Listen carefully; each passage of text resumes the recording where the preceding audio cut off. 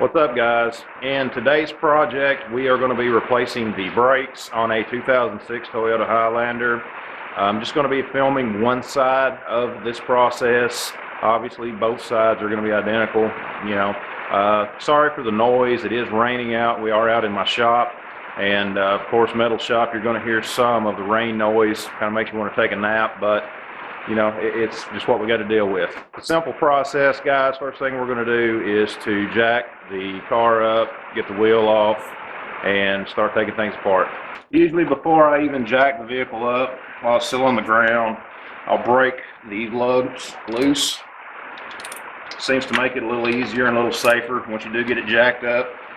No need to raise it up too high. Just got the wheel off of the ground, and it's really all that we need.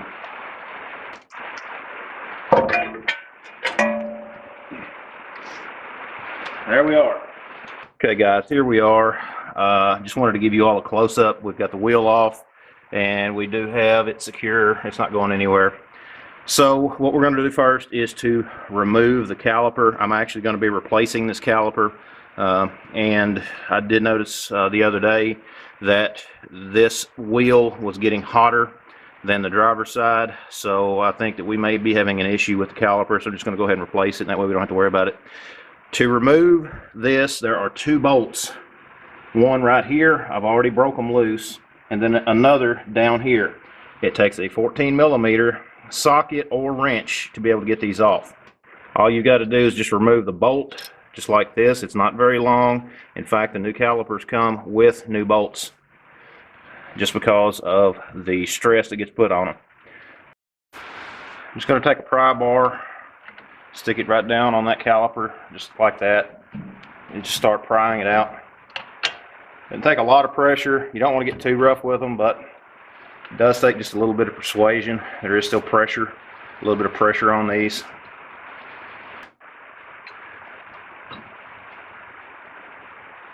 Work the pads back. There's still a little bit of life left on these pads, but because of the other issues, what we're going to do is just go ahead and replace them.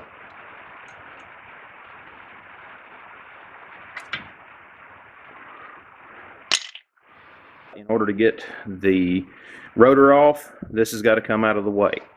On the back side, there are two 17mm bolts that are holding this on. And let me see if I can get you just a little bit better view. Right down in there. You can see where my ratchet is on one, but you got to remove both of those to be able to get this out of the way. I've already broke these both loose, but they can be very tight.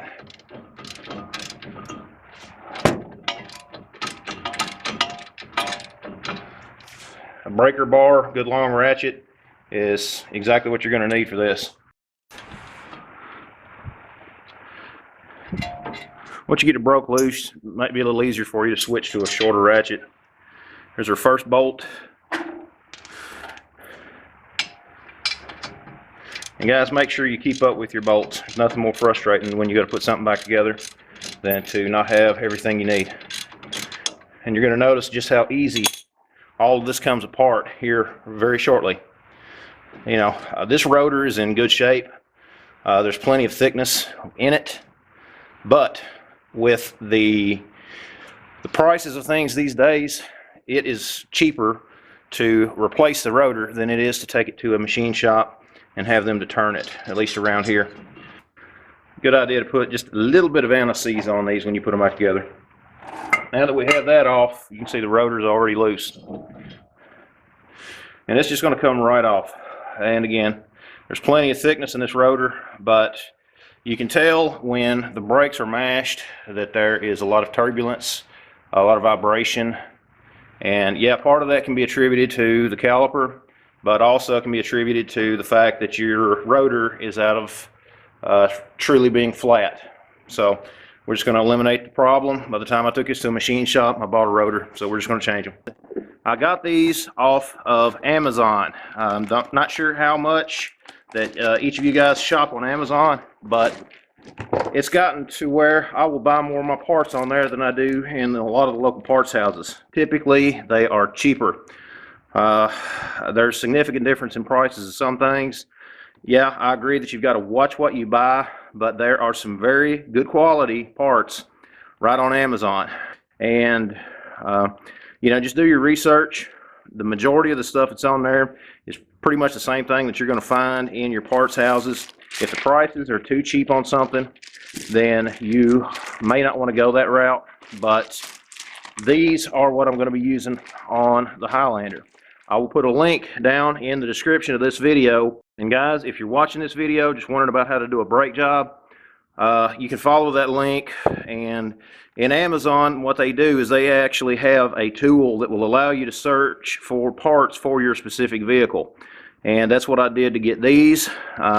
I can't remember exactly how some of them are done. I think you can actually search by VIN number on some parts. Basically, you set up your shop, you enter your vehicle information, and it will display all of the parts available for your vehicle. But check the link down in the description. You get the rotors, you can get the calipers, everything you need to do a brake job on this vehicle. That's where, you know, there again, where I get most of my parts.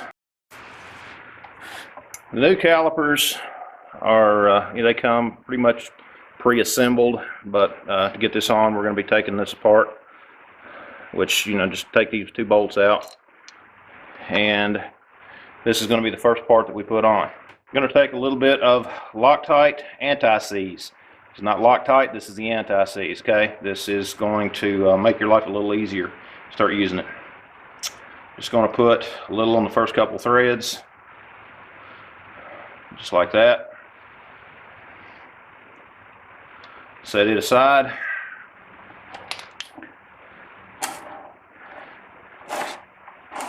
Take the caliper, easily set it down into position. Try not to smack the rotor.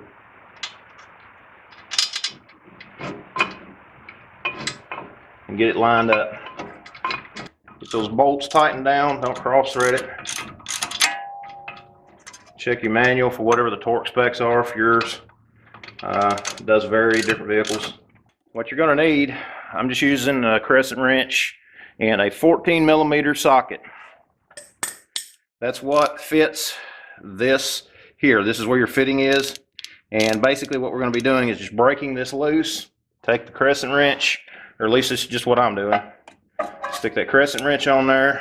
Stick the ratchet socket. Make sure it's going the right way. And then just break that line loose. You're going to lose a little bit of your brake fluid, but it'll be okay. You know, when you do a brake job, it's very common that you're going to lose a little bit, but that's no big deal. It's a good idea to check your brake fluid regularly anyways.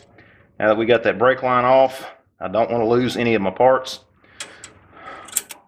I'm simply going to pull this caliper out of the way. Just like that. Now what we're going to do is I'm going to go ahead and set the brake pads in here. Get them lined up. These are the ceramic pads. Not a big fan of some of the organics out there because of the fact of the dust that they seem to just blow all over the place. Some of the ceramics I've seen that are a little too hard will actually squeak. I'm not a big fan of that either. It usually takes just a little bit of trial and error to see which one's going to work the best for you. Make sure that the pads don't fall out. Take the new wheel cylinder. I just start from the back, the way you can kind of hold it. Slip it over the pad. Once you get the top one started, go down, start the bottom. Just wiggle it a little, and it should line right up. Tighten them up good. Again, make sure that you check the specs, the manual for your vehicle.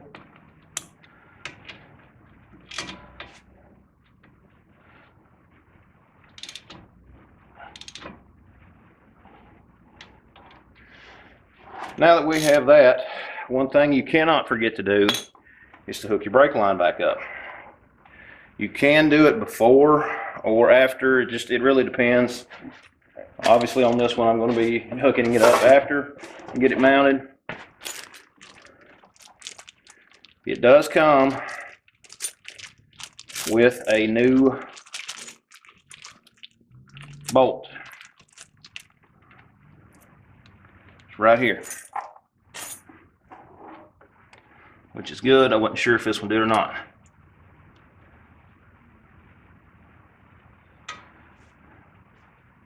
Take the old one out, slip the new one in place. There is an alignment pin, again, that goes into the back of that caliper of the wheel cylinder, just to kind of guide it. Just to show you on the old one, you can see it right there. That's going to help keep that lined up. Make sure that you get that lined up right. They can be just a little bit aggravating, but once you get it lined up, run it down, make sure that it's good and snug.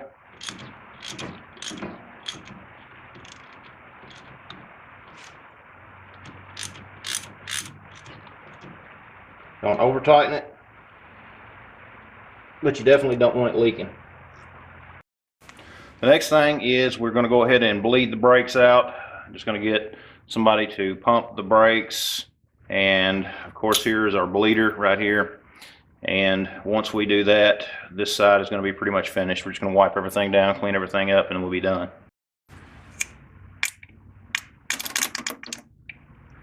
Pump them.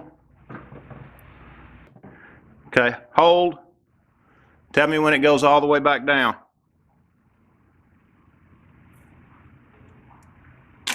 Going all the way down now. Okay, pump them.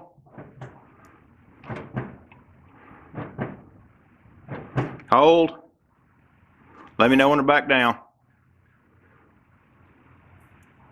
It's going down now. Pump them.